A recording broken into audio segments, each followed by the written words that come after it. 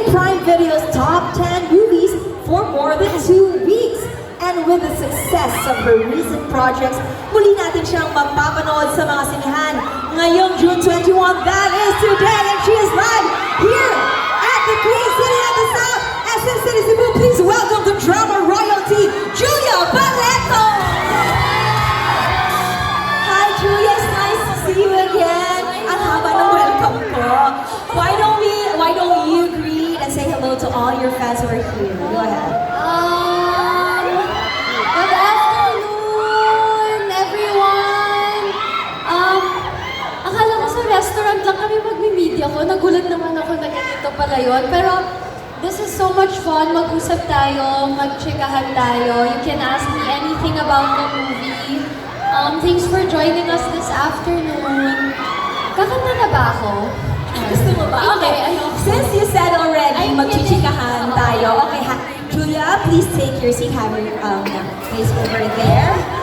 Natatawa ka. Kala niyo daw sa restaurant lang. Okay, isipin, in fairness, para din namang restaurant kasi andito tayo sa event center and may mga kumakain dyan. But I'm sure, to everyone who just got here, kasama po natin the drama royalty herself, Julia Barretto, and she's here with us to talk about her recent film, Will You Be My Ex? Wow, Julia, you know what? Eto mauna na lang ako para sa friends natin from the press. I'm sure you can see we do have a microphone over there. If you wanna ask Julia a question, tayo lang talaga kayo. Wala tayong sequence. Whoever wants to ask her a question, sabi nga ni Julia, di ba? Magchikahan tayo. So ayun, punta lang kayo sa mic, introduce yourself and tell us from which media company you're from, and that's it. Hopefully, makichika sa atin si Julia. And right now, speaking of chika Julia, ayan, chikahan tayo. Tanong ko lang kasi syempre, for the past years, over the years since you started, you've done a lot of roles. Like, we've seen you grow from the 3 tons and now you've been taking big roles. How different, or can you tell us more about your role this time as Chris and how did you prepare for her? I really enjoyed. Gusto niyo bang yung explanation ko, English or Tagalog? Or Bisaya? Wow! Sabok? Buang? Ano ba? Yeah, so, English. Kasi alam ko mas ma-Englisher kayo eh. Englisher. Dalawa English or Bisaya. Okay, sige, go. I really enjoyed playing Chris, number 1, because I think sobrang niyang unpredictable. Like, she was such a challenge because even ako habang on the set, new roles is that, you know, you get to mold that person, you get to build up that person, ikaw yung makaka-choose ng ano ba backstory niya, ano bang goals niya, kumbaga ikaw talaga yung... Congratulations on your newest film. Thank you. I'd just like to ask one question. If there's something, what's something that Chris has done in the movie that Julia Barretto will never do in real life? Will never? Never do in real life. Madami. Madami. And you really have to go watch the film because like ako while playing Chris, myself, talagang every shooting day nasa-surprise din ako sa character ni Chris. Again, like I said earlier, she's so unpredictable. Syempre, in some ways, I try to find kung saan kami parehas. Pero I would say Chris is a lot different in so many ways and you have to watch the film to see that. But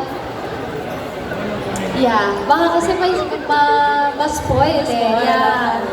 So they have to watch. Speaking of watching, kasi later you will be with us for the grand opening of the cinema here at SM City, Cebu. So, ayan, Ju, panoorin din natin mamaya para masagot mo na rin yung question. Alright? So, any other friends from the press? Go ahead, please. Hi, Ate Julia. Welcome to Cebu. Thank you. So, my question is, what love advice can you give about heartbreak and moving on? Yeah.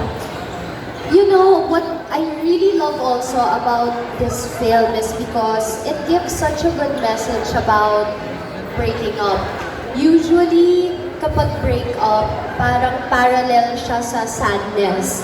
But sometimes, breakups are redirections in life, right? So, you know, when you're going through a heartache, it's easier said than done, but parang redirect ka ng tadhana kung saan ka dapat papunta sa buhay mo.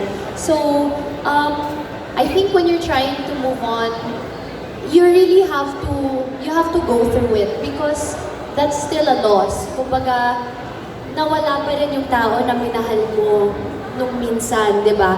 Pero, pag nangyayari yon, ibig sabihin, dinadala ka lang ng tadhana sa taong para sa'yo. So, I always wanna keep a positive mindset and condition my mind that way because it helps me really move forward easier. It's beautifully said, Jewel. Diba? Ang dami nating natututunan. Pangatlong question pala. Okay, how about another question? Go ahead, please. Just your name and then from which group? Hello, Julia. Congratulations on your movie. I am Ella from DYRF. So, my question is, are you looking forward to do more rom-com movies in the future? That's such a good question because after doing Expensive Candy, I really felt like this was home. Like doing this was a good breather again after Expensive Candy. So, I definitely still want to do a lot of rom-coms, but I like to alternate the projects that I do. So after this, I'm going to be doing another kind of film that's very different from a rom-com. And then, you know, babalik lang tayo dyan. Umiikot lang naman yan eh. It's all about, you know, balance of the things you do. And yeah, hindi naman yata mawawala yun. Rom-com is very much like home. Yeah. Speaking of Rolang, before we head on to our next friend from the press, do you have like a dream character that you would someday want to portray? I've always wanted to do a action film, like an all-out action film. I think I've done one, Block Z, konting action, but I'm really looking forward to doing one from beginning to end na. Habulan, suntukan, Yes, oo, talagang away, ganyan. Diba? Oo. Hindi lang sabunutan, suntukan talaga. Hindi sa bulutan. Ang corny naman Laklakan, nun. gano'n. Basagan ng buka. De, joke lang. Mahirap na yan. Children, that's a joke. Movie lang. Movie lang yan. Alright, let's move on to our next